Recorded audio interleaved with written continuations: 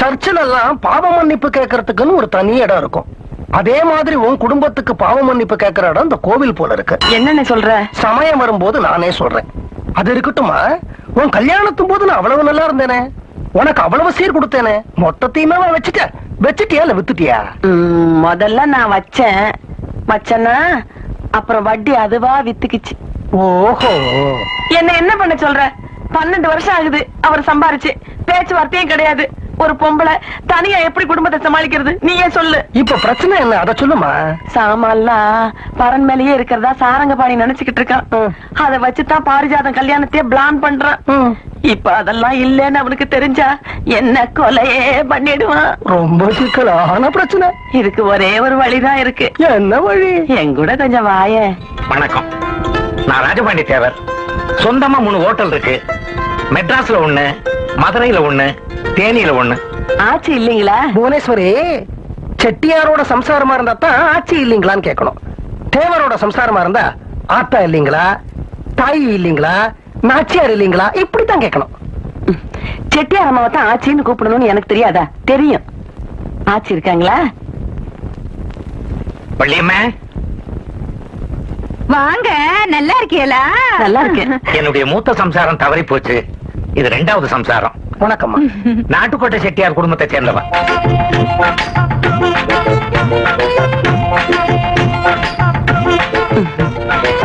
நீலவேணியை கூப்பிடுங்க. நீலவேணி, வணக்கம். நானும் வந்திருக்கேன். வாங்க. இது என் மூத்த சம்சாரத்தோட பொண்ணு. மூத்த சம்சாரமும் கலப்பு திருமணம் தான். ஐயங்கார் ஜாதி. ரொம்ப முற்போக்கு கொள்கைகள் உடையவர் போல இருக்கு. எனக்கும் முற்போக்கு கொள்கைகள் நம்பிக்கை உண்டு. இந்த நாட்டுல ஜாதிகள் அடியோட ஒழியணும்னா அங்கங்க கலப்பு திருமணங்கள் நடக்கணும். 2 மனசு கலந்ததுக்கு அப்புறம் ஜாதி எதுக்கு? நீங்களும் கலப்பு திருமணம் தானா? ஆமா, கலப்பு திருமணம் தான். அண்ணே, ஜாதி கலப்புல புவனேஸ்வரி, கை கலப்பு. ஒரு பெரிய கை கலப்புக்கு அப்புறம் தான் எங்களுக்கு கல்யாணமே நடந்தது. இப்ப ஒண்ணும் உங்களுக்குள்ள கை கலப்பு இல்லையே? கை கலப்பும் இல்ல, கலகலப்பும் இல்ல. நான் அந்த வீட்டுக்கு நீ எதுக்கு கூட்டிட்டு போனேன்? ஒண்ணு இல்லண்ணே, அந்த பொண்ணு நீலவேணிய எனக்கு ரொம்ப பிடிச்சிருக்கு. அவங்க குடும்பத்துக்கும் என்ன ரொம்ப பிடிச்சு போச்சு. அந்த பொண்ணை மட்டும் நம்ம சாரங்கபாணி கல்யாணம் பண்ணி வச்சுட்டோம்னா தேவரையா நமக்கு என்ன வேணாலும் செய்வாரு, எவ்வளவு வேணாலும் சீர் கொடுப்பாரு.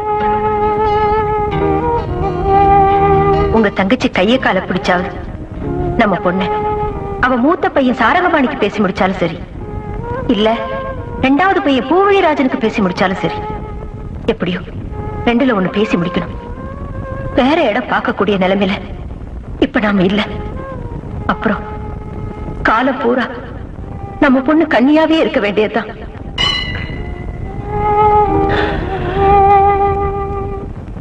அதாவது ராஜபாண்டி தேவர்கிட்டேந்து வரதட்சணைய வாங்கி அதுல உன் பொண்ணு கல்யாணத்தை நடத்திடலாம்னு பாக்குறேன். அது என்ன நீ வரதட்சணைன்னு சொல்ற? உதவின்னு நினைச்சுக்க. நான் வரதட்சணை சொல்றேனே. நான் உதவின்னு நினைச்சுக்கிறேனே. அது உன் இஷ்டம். ஆமா, இது விஷயமா உன் பையன் சாரங்கபாணி கிட்ட நீ பேசுனியா? பேசுனே. என்ன சொன்னா? அம்மா, எனக்கும் கலப்பு திருமணம்னா சம்மதம் தான். ஆனா இந்த உலகத்தையும் பார்க்க வேண்டியிருக்க. நாளைக்கு என் கல்யாணத்தினால என் தங்கச்சி கல்யாணம் நின்னு போச்சுன்னா நாம மட்டும் திருந்தினா போதாது, முழு உலகமும் திருந்தணும். அதனால நீலவேணி வேணாம், கிருஷ்ணவேணி வேணாம். நம்ம ஜாதிலேயே ஒரு நல்ல ஏழை பொண்ணா பாரு. ஏன் மாமா பொண்ணே இருக்காளே, அவளும் ஏழை தானே.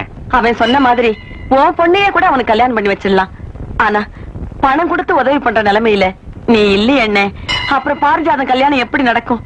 அதனால இந்த கல்யாணத்தை நீ எப்படியாவது முடிச்சிடு. நமக்குள்ள விட்டு போன உறவை நான் மறுபடியும் ஒட்ட வச்சிடறேன். எனக்கு இன்னொரு பையன் இருக்கானே. எப்போ நீ இந்த உத்தரவாதத்தை கொடுக்கறியோ, இனிமே சாரங்கபாணி நீலவேணி கல்யாணத்தை நடத்த வேண்டியது என் பொறுப்பு. அப்பா. ஆமா, இதுவரைக்கும் சாரங்கபாணியும் நீலவேணியும் ஒருத்தர் பாத்திருக்காங்களா? பாக்கலையே. ஏன் பஞ்சையும் நெருப்பையும் தள்ளி தள்ளி வைக்கிற? பஞ்சும் நெருப்பும் பக்கத்துல இருந்தவரை பத்திக்கும். நீ என்ன செய்யற? வர ஞாயிற்றுக்கிழமை உன் வீட்டுல இருக்கிற எல்லாரையும் வெளியில அனுப்புற. சரி. சாரங்கபாணி மட்டும் வீட்டுல தனியா இருக்கான்.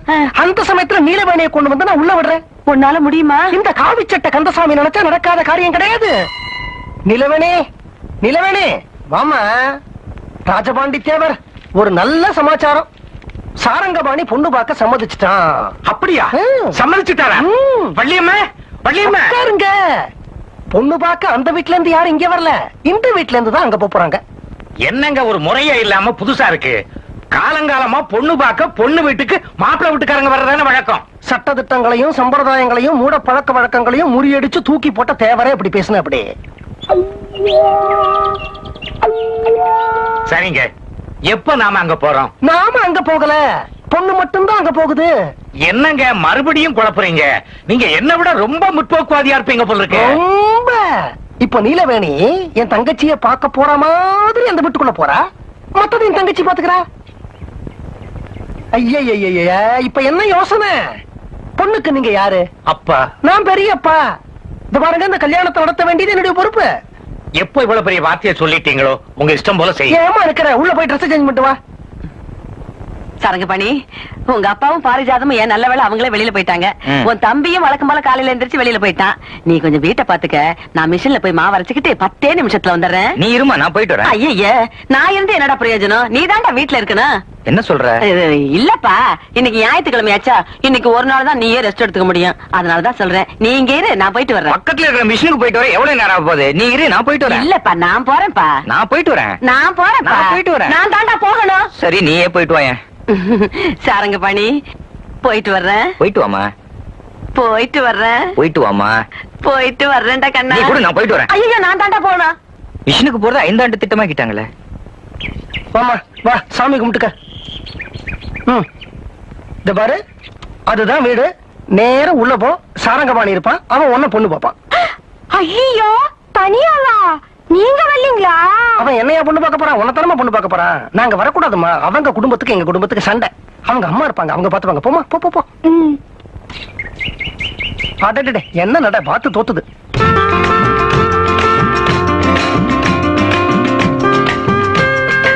அம்மா இல்லீங்களா? வெளில போயிருக்காங்க, இப்ப வந்துருவாங்க. வாங்க உட்காருங்க.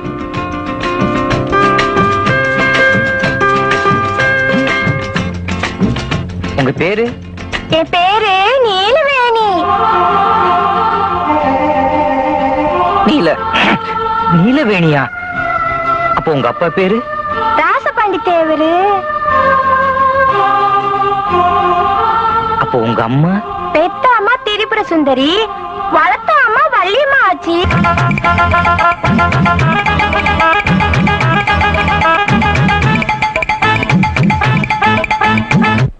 இருங்க, யார் நீங்க? எங்க வீட்டு ரூம்ல இருந்து ஓடி வரீங்க? உன்னோட வந்தவங்களா? நாங்கெல்லாம் காதல் தேவதைங்க. யாராவது 2 பேர் காதலிக்க ஆரம்பிச்சுட்டா நாங்க உடனே வந்துருவோம். வழக்கமா 20-30 பேர் வருவாங்க. உங்க மூஞ்சிக்கு நாங்க 4 பேர் போதும். நம்ம மூச்சுக்கு 4 பேர் போதுமா? சார்,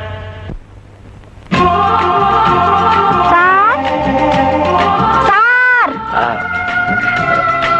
தேவதைகள்லாம் எங்க? எந்த தேவதைங்க? ஒண்ணு இல்ல. அம்மா வந்தா சொல்லுங்க, எனக்கு நேரமாச்சு, நான் வாரேன்.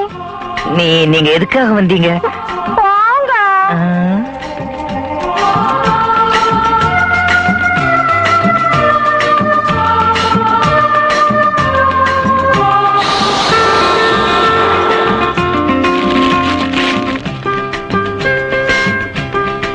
சாரங்கபாணி, என்ன இதெல்லாம்? என்னமோ தெரியலப்பா, காலையில இருந்து புதுக்கவிதை எழுதணும் வேகம் ஜுரமா அடிக்குது. உனக்கேம்பா இந்த விபரீத ஆசையெல்லாம்? வீட்டுல ஒருத்தன் பைத்தியானது போறதா? ஏன் நான் மட்டும் பைத்தியமா கூடாதா? இது நான் மட்டும் புதுக்கவிதை எழுதக்கூடாதா? இல்ல எனக்கு எழுத வராதா? வந்துருச்சு, ஒரு நிமிஷம். கூரை ஏறி கோழி பிடிக்க முடியாதவன் என்று அவனை ஊர் நினைத்தது. ஆனால் வானமேறி வைகுண்டம் போக ஆசைப்பட்டான், வண்டி கிடைக்கவில்லை. இது எப்படி இருக்கு? சாரங்கபாணி, என்னாச்சு உனக்கு? ஏன் தாறுமாறா பேசுற? தாறுமாறாக பேசுவதும், கண்ணா பின்னாவென பெனாத்துவதும், எக்கச்சக்கமாக ஜொல்லு விடுவதும் அவன் தவறு என ஊர் நினைத்தது. ஆனால் அவன் வயதின் தவறு என வாலிபம் கூறியது. வீட்டுக்கு வாசல்ல முதல்ல படிகாரத்தை கட்டி தொங்க விடணும். வாசல்ல கட்டினா படிகாரம், கையில கட்டினா கடிகாரம். இது எப்படி? மேல பேசினா விவகாரம், உள்ள போனா பலகாரம். எழுந்துடுறா. என்ன ஆச்சு உனக்கு? முதல்ல இந்த குப்பையெல்லாம் பெருக்குமா? அப்பா, ஷாஜகான் அழிந்தான். அது பழைய கதைப்பா. அப்பா, ஷாஜகான் அழிந்தான், மும்தாஜ் அழிந்தாள்.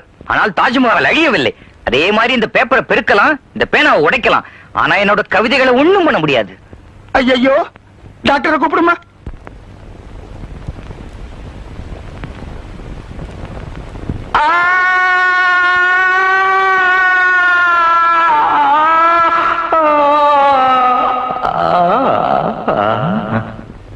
மணி நேரம் நல்லா தூங்கும்.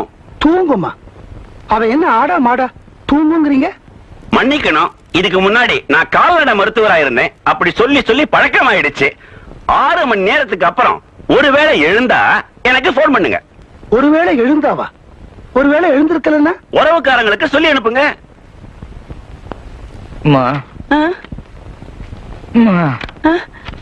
சாரங்கபாணி, சாரங்கபாணி, என்ன ஆச்சுடா கண்ணா உனக்கு? உடம்பு என்ன பண்ணுது? நான் ஒரு உண்மையை சொல்லட்டுமா? சொல்லுடா கண்ணா. தப்பா எடுத்துக்க மாட்டியா? இல்லப்பா. நேரம் ஓடி போய் ஆ. அமெரிக்க ஜனாதிபதி சீட்ல உட்காரணும் போல ஒரு வேகம். ஐயோ, நான் வேணா மறுபடியும் டாக்டர் கூட்டிட்டு வர சொல்லட்டுமா? வேணாமா, அவரால பஞ்சாயத்து ஆபீஸ் பியூன் சேர்ல கூட உட்கார வைக்க முடியாது. ஐயோ. அம்மா ஓடி போய் முகமது அலிய கூட்டுவாமா. ஆ? அந்த ஆள் முகத்துல ஓங்கி குத்து விடணும் போல இருக்கு. முகமது அலியா? கிடைக்கலன்னா ப்ரூஸ்லி பரவாயில்ல. ஐயோ. என்ன இளவாச்சுமா இவருக்கு? எதையாவது பார்த்து பயந்துட்டேன்னா என்ன? அம்மா, ஆ? சமயக்கட்டுல ஆ. கேழ்வரகும் கடுகும் ஒன்னா கலந்துட்டா என்னம்மா செய்வ?